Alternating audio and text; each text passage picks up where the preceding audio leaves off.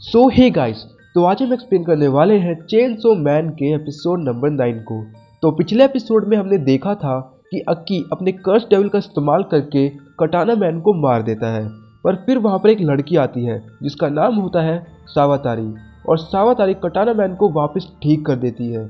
जिसके बाद कटाना मैन पलक झपकते ही अक्की को मार देता है, और फिर हिमिनो अपने घोस्ट डेविल को कटाना मैन को मारने के लिए भेजती है, पर वो लड़की अपने स्नेक डेविल का इस्तेमाल करके उस घोस्ट डेविल को मार देती है।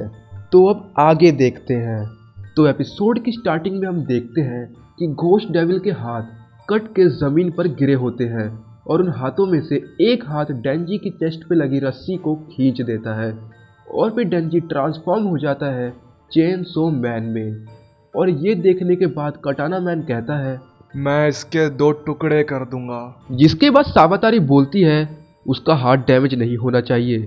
और फिर डेंजी ये कहते हुए खड़ा हो जाता है कि मुझे नहीं पता तुम्हारी परेशानी क्या है, पर मुझे इतना तो समझ आ चुका है कि तुम लोग अच्छे इंसान तो बिल्कुल नहीं हो, और मुझे बुरे लोग बहुत पसंद हैं, क्योंकि जब मैं उन्हें मार दूंगा तो मुझसे कोई शिकायत नहीं करेगा। और इतना कहकर डेंजी कटाना मैन से लड़ना शुरू कर देता है, और डेंजी अकेले ही कटाना मैन पर भारी पड़ रहा था, इसलिए सावातारी पीछे से फोन का इस्तेमाल करके मदद के लिए कुछ लोगों को बुला लेती है।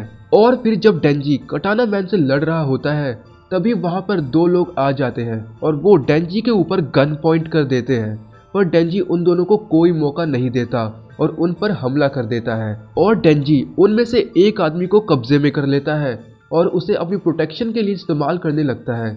जिसके बाद डेंजी कटाना मैन को कहता है, अगर तू 1 इंच भी हिला तो मैं इसके टुकड़े टुकड़े कर दूंगा। जिसके बाद कटाना मैन शुरुआत में तो नीचे बैठ जाता है, पर फिर वो डेंजी के साथ साथ उस आदमी को भी काट देता है।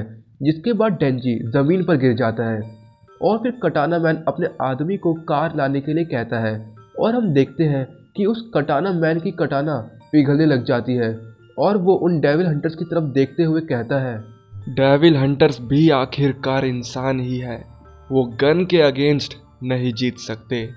और इन सब के बाद हमें ट्रेन का सीन दिखाया जाता है, जहां पर वो किलर्स नेक्स्ट स्टेशन पर उतरने की बात कर रहे थे। पर उसी वक्त हम देखते हैं कि माकिमा उड़ जाती है, और ये देखकर वहां खड़ा एक आदमी गन निकाल लेता है। जिसके बाद हमें क्योतो स्टेशन का सीन दिखाया जाता है, जहां पर 2 लोग माकिमा का इंतजार कर रहे थे।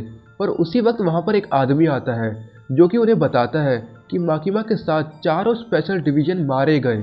जो सुनने के बाद वो लोग कहते हैं, क्या माकिमा मर गई? पर उसी के फौरन बाद ट्रेन से माकिमा निकलती है और उन दोनों से कहती है कि कुरोसो, तेंदो, हम पर शिंकानशेन में गोलियां चलाई गई, और हाँ, अंदर कुछ बॉडीज पड़ी है, उन्हें साफ कर देना, और लंच भी कैंसिल हो चुका है। और इसके बाद वो दोनों माकिमा से उसके शरीर पर लगे खून के बारे में पूछने लगते हैं, जिसके जवाब में माकिमा कहती है ये खून उसका नहीं है। वो कहती है उसे तो गोली लगी ही नहीं।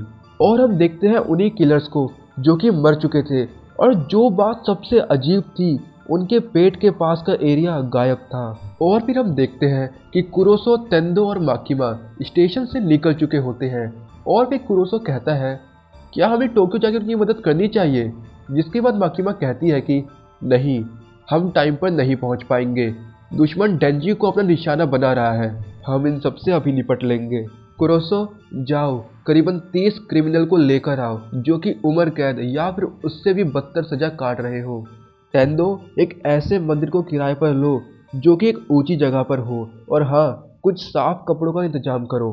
और फिर हम देखते हैं कि वो लोग डेंजी की बॉडी को एक वैन में ले जा रहे थे, पर तभी एक बंदा कहता है कि मुझे ये क्या हो रहा है, ये क्या है, मुझे बहुत ही अजीब सा लग रहा है।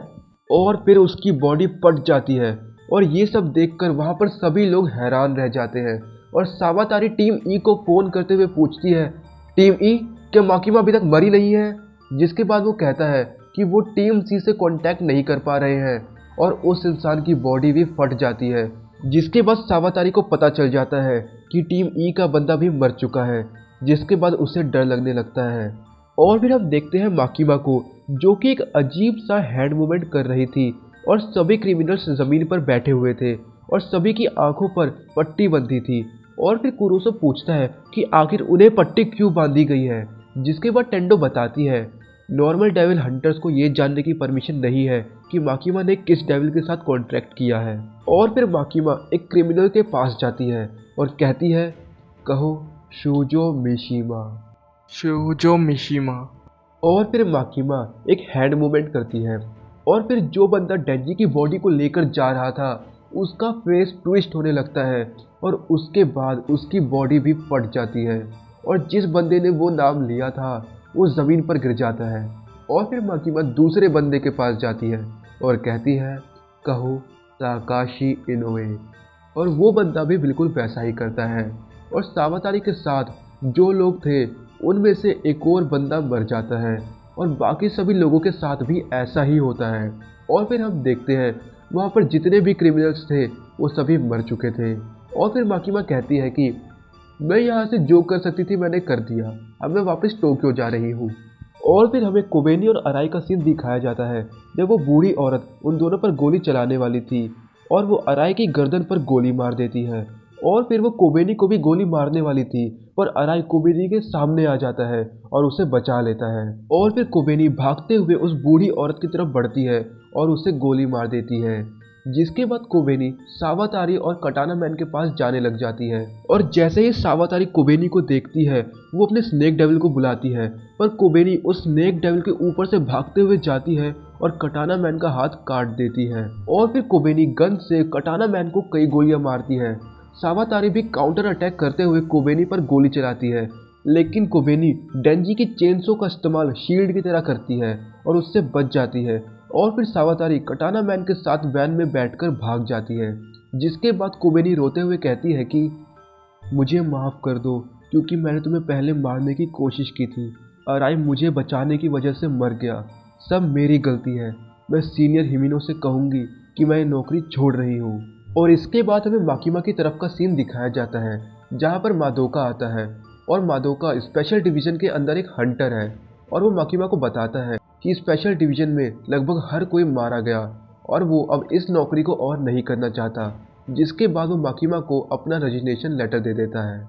और इसके साथ हमारा चेनसो मैन का एपिसोड नंबर 9 यहीं पर एंड होता है। और गाइस आपको क्या लगता है आखिर माकिमा ने कौन से डेविल के साथ कॉन्ट्रैक्ट किया है जिसकी मदद से वो बिना अपने दुश्मन के पास जाए उसे मार सकती है? और आखिर पोचिता में ऐसा क्या खास है जो हर कोई डेंजी के हार्ट के पीछे पड़ा है? और आखिरकार कोबेनी अचानक से इतनी पावरफुल कैसे बन गई? तो ये सब तो शायद हमें नेक्स्ट एपिसोड में ही पता चलेगा। तो तब तक के लिए अगर आपको वीडियो अच्छी लगी हो तो लाइक कर देना, चैनल पे नहीं हो तो सब्सक्राइब कर देना। मैं मिलता हूँ आपसे नेक्स्ट एपिसोड में, तब तक के लिए बाय बाय।